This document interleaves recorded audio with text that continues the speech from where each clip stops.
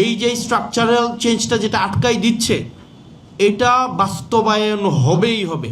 এটা ভাবার কোনো উপায় নাই যে মেজরিটি দিয়ে এটাকে আমরা আটকাই দেব, এটার কোনো উপায়ই নাই। আর ক্ষমতাসীন দল যদি এই মেজরিটির বড়াই দিয়ে আবার পিছনে হাঁটে, তাহলে জাতি আবার পিছাই যাবে। আবার এই 24 আবার এটাকে পুনর্মঞ্চায়ন করতে হবে। এটা কোনো না কোনো জায়গায় এটার আবার প্রস্তুতি চলছে, আবার হবে কোনো না কোনো সময়। এটা হয়তো ওই 2017 বছর আওয়ামী লীগ ছিল, এটা হয়তো 34 বছর হবে, না হয় 68 বছর পর হবে, বাট এটা হবে।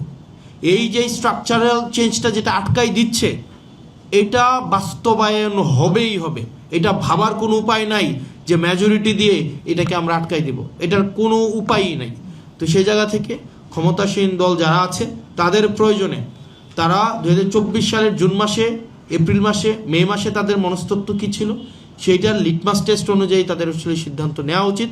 নচেত আমাদের দেশটা আবার পিছিয়ে যাবে এবং আমরা দিন শেষে ক্ষমতার ভাগিদার হয়েছি, আমরা সুবিধাভোগী হয়েছি।